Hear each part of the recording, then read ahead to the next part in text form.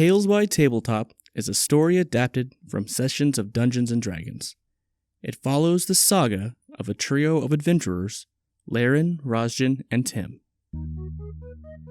Welcome, dear listeners, to the fourth chapter of our story.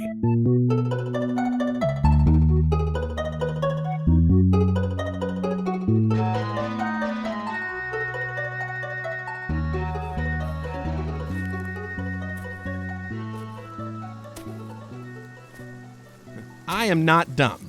Have I ever acted in a way that would lead you to the entirely erroneous conclusion that I was dumb? I think your alcoholism takes a toll on how people perceive you. Wow. Okay. Cool. Noted. Aww. So if there is a necromancer, does that mean I don't get to meet fairies? Well, you still might. Oh, I'm sure we will. Truthfully, they'd be more helpful than kobolds, so I'm still holding out hope, even though I despise them now and forever.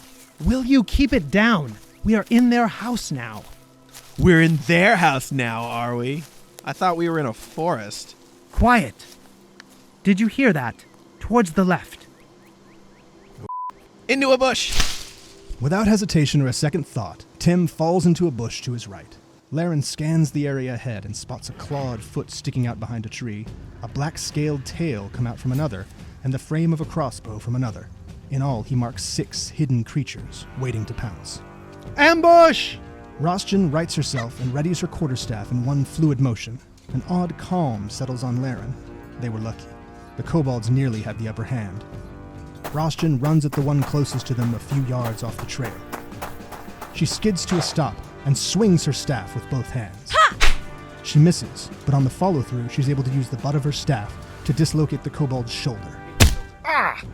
Seeing an opening, she kicks the kobold hard in the stomach. It flies backwards into a large tree, and the body rolls limply to the forest floor.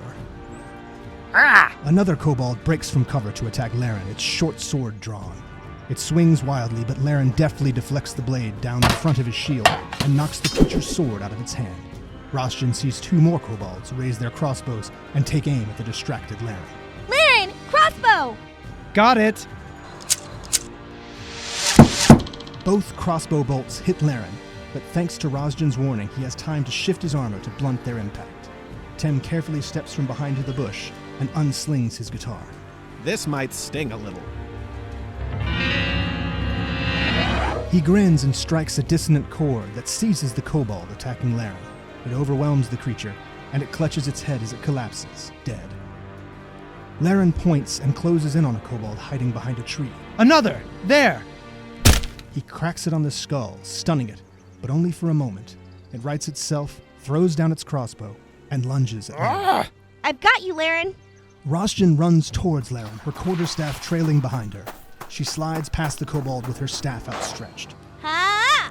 Her attack catches the underside of the creature's jaw, tearing its head from its body. Perversely, it still stands with torn stitches drooping from its neck. Rosjen spins and kicks the headless thing, Ha! and it falls to the ground. The last kobold tries to run away, but Tim strikes another deadly chord, and the creature crumples with a shriek. Oh! Good work, everybody. Now, we need to take care of these bodies. You know, most kobolds would carry something valuable on them. These things have nothing. At all. If we're looking for fortune, it'll be with whatever's raising these things, and I hope it's not the black dragon. A black dragon? Here? I thought it was just a chicken-thieving necromancer. I mean, they did supposedly kill the dragon years ago, but... The necromancer! A necromancer wants to raise a dracolich! That's, If there's a necromancer and he's raising kobolds, he's found their bodies to raise. That, my friend, sounds like the cult of the dragon. Or at least one idiot who cannot fathom the depths of his own foolishness. Shall we proceed? The trio continues into the forest, Tim treating the woods more seriously now, as he keeps a sharp eye out for shadows moving behind the trees. It's midday now, and streaks of sunlight pierce the treetops and spill into broken pools on the forest floor. The party travels over an hour without further incident, enjoying the silence.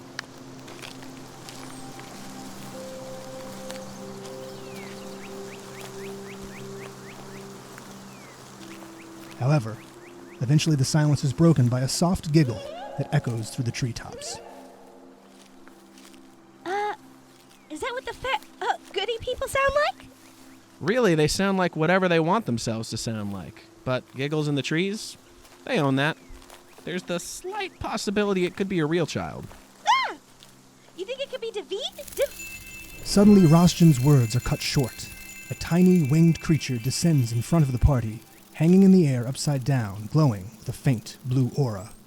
Rosjen's eyes grow wide in wonder and excitement as she watches the first pixie she's ever seen hover in front of her. Ah! Don't scare me like that, you son of a... Ugh. Laeran elbows Tem hard in the stomach and takes a deep bow. You seeking light and leaf for the child? Yes, David! Yes. David Lightleaf, have you seen the boy? The light and leaf of a child, that's the one! Yes, goodly sir. We would awfully like to have him back. He belong to you? He belonged to friend of ours. It his son. Another pixie flies in, this time upright and with a faint green aura. Showboaters, don't be impressed by this. Would you hush? Where is your mind? Oh, so it no belong to you? Then you no need help. Oh, no, don't fly away! Yes, we do need your help. Okay then, we help. Light and leaf for the child taken much farther away than you look. We know where. Please, lead us to the boy, my friends. Laeran, is this a good idea? What if they take us to another plane of existence? I say we follow them. Where's there? No, we don't tell them location now. We tell them later. Later is now too.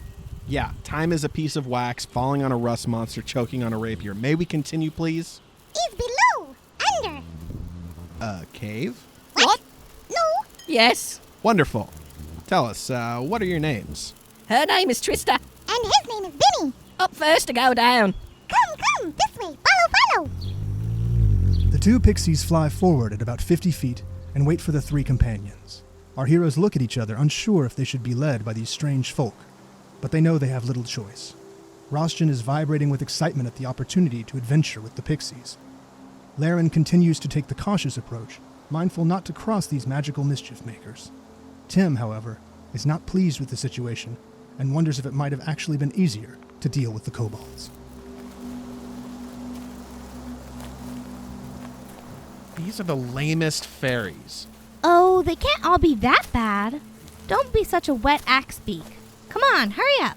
The two pixies dart forward, looping and bouncing through the trees well ahead of the adventurers. Rosjen bounds enthusiastically after them, a huge grin on her face. Laeran and Tim exchange weary looks as they both try to swallow the sense of foreboding in their throats. This might be our only way to find David. As long as we keep a watchful eye on the goodly folk, we will be fine. Yes, we will be fine.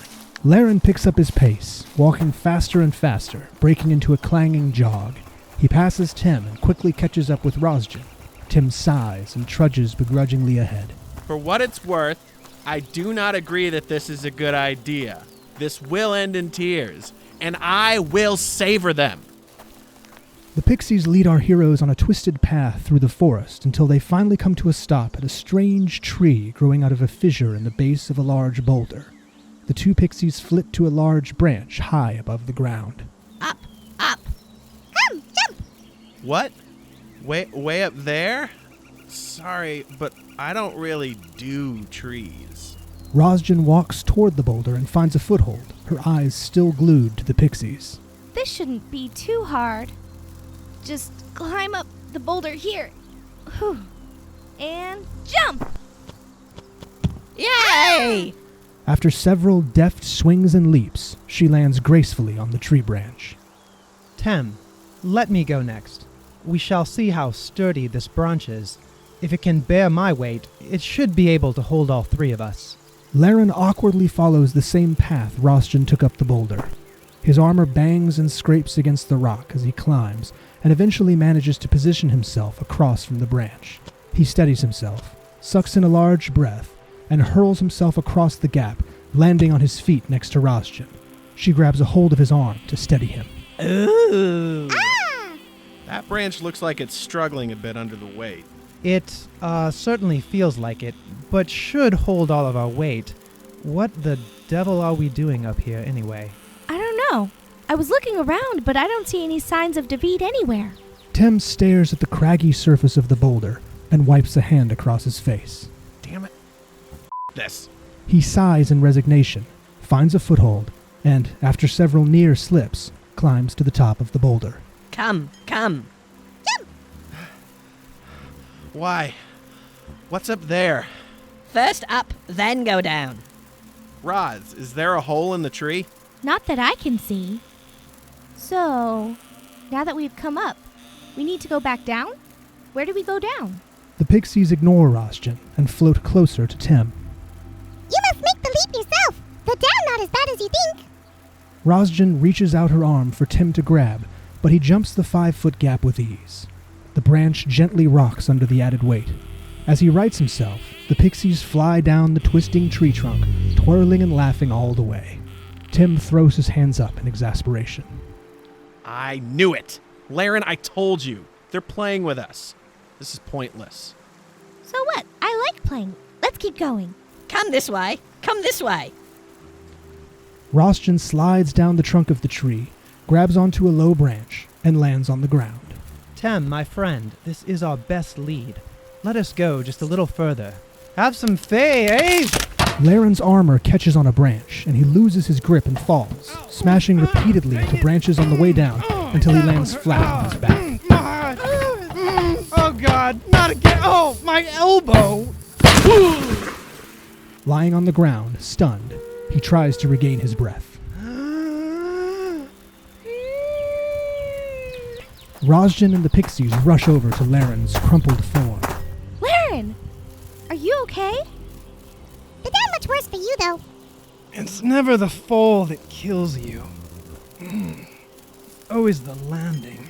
Tim jumps from the branch to the boulder to the ground. Here you go. Let me help you up. There you go. Oh, thank you, Tim. I will be fine. Okay, you're not dead. This way. Yes, this way, follow. The trio resume following the path laid out by the pixies.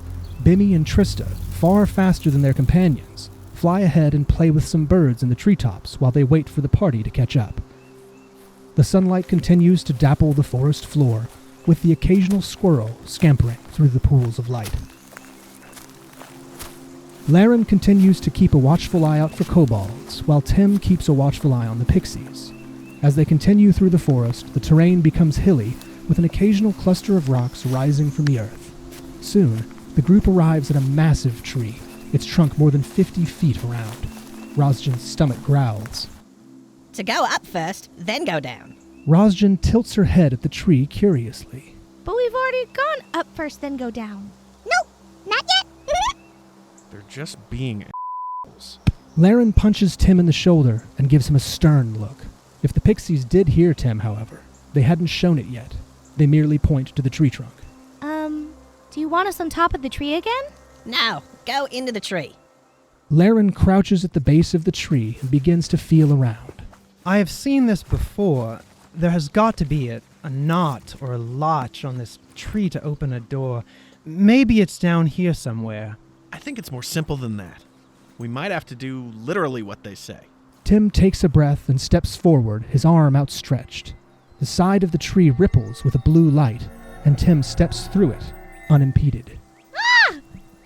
Tim exits the tree in the same instant, but 60 feet off the ground, high above Laeran and Rosjen. He steadies himself with a close tree branch. Rosjen, seeing this unfamiliar magic, leaps into the tree. She also lands on a branch 60 feet above the ground. Bimmy flies into the tree, a small ripple forming in his wake. Trista stops and looks at Laeran.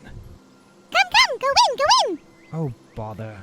Laeran passes into the trunk and is immediately transported into the treetops. He realizes the gate is a path through the Feywild, the rest of the forest spread out beneath him.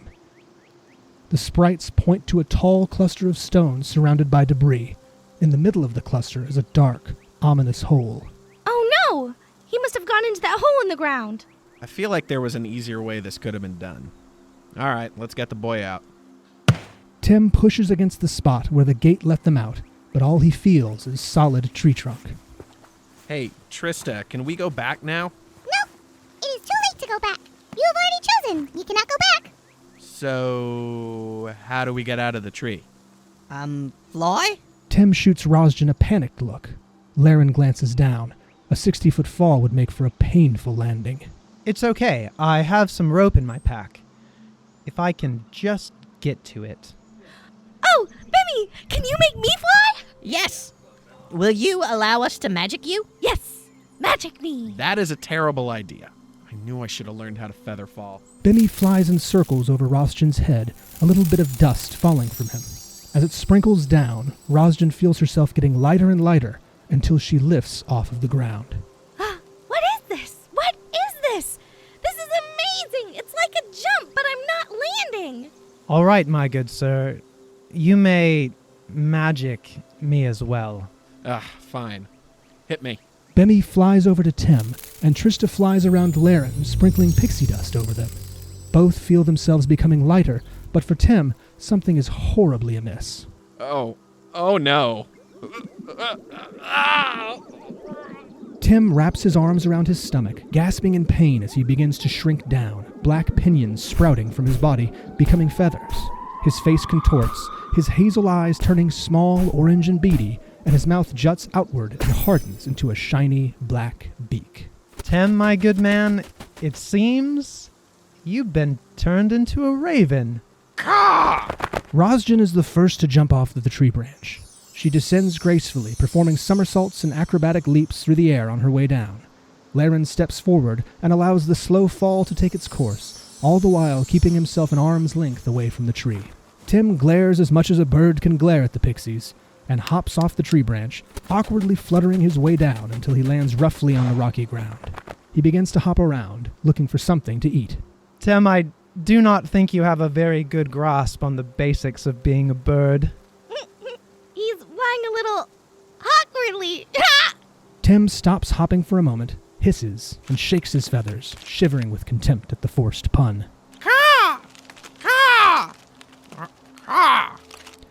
Once their collective feet reach the ground, they remove some of the debris from the entrance of the hole, which upon further investigation they realize drops several feet down until it forms a slope. The darkness prevents Laeran and Rosjen from seeing any further. Laeran tugs at a chain at his waist and pulls out his holy symbol. Kelemvor will shed a little bit of light on this. As Laeran raises his arm, the symbol flares to life, revealing in stark relief the darkness below. The two pixies, entranced, are drawn to the magical light. Bimmy begins to dance next to it, but Trista pulls her attention away to turn and talk with Laeran. Oh, trap is where you seek light and leaf of the child. Trap, what? Can you repeat that? Bimmy begins to pull on the lit, holy symbol. Must make light grow to get out of darkness below. Well, I have a second torch we can use. And can't Tem see in the dark? Oh, yes. You can turn back now. The pixie claps his hands. Rosjen and Laeran begin to feel the weight return to their bodies, and Tim transforms back to his old self. That was annoying. Tim glares at the glowing balls of green and blue light. Pixies. Well, are you two coming with us? What? Are you going to help us find the kid? What? And with that, both pixies turn invisible in a clap and a shower of glitter. The sounds of their tiny wings fade away as they flitter away back into the forest. Bye! Come back again. It was fun. Tim, can you produce an independent light source? We will need all the light we can muster. Now that I have my backpack again, Bimmy, along with a puff of glitter, appears suddenly next to Rosjen and begins tugging on a piece of her clothing. Hi, can I have this? What? Okay. Thanks. Bimmy deftly pulls a single thread from Rosjen's tunic and immediately disappears. Well, great. Now you've given something to a fairy. You shouldn't give things to fairies. Don't worry, they'll probably just use it for scrying or divination or whatever. Not necessarily. It could be used to indelibly mark every single generation of your descendants. Perhaps they're laying their plans to steal one of them away as we speak. You did technically make a deal with fairies. I think I need to meditate for a few minutes. This is a lot to take in. While Rosjen sits and centers herself after a reassuring pat from Laeran, Tim lowers himself down through the opening and disappears, reappearing a few moments later. It slopes down about 35 feet and then takes a bend left. I didn't go any further than that. Well then, friends, onward and downward. And with that, our heroes venture into the cave, unsure if this is truly David's location, or even if he is still alive. Where does the story continue? Please join us next time for another chapter. Tales by Tabletop is a series supported by a dedicated team. They make this project happen and infinitely more fun. Laeran is played by Jim Cook and voiced by Jay DeGraff. Rosjen is played by Misty Harper and voiced by Jazlyn Pintar. Tim is voiced and played by Phil Boelche. Your narrator is David Vass. Story coordinators are Mike Becker, Chris Hultin, and Zac McAuley. Sound effects provided by freesound.org and music provided by tabletopaudio.com. The theme for Tales by Tabletop was created by David Vass. This show is edited and directed by Zac McAuley, Travis Nellor, and is produced by Michael Blackard.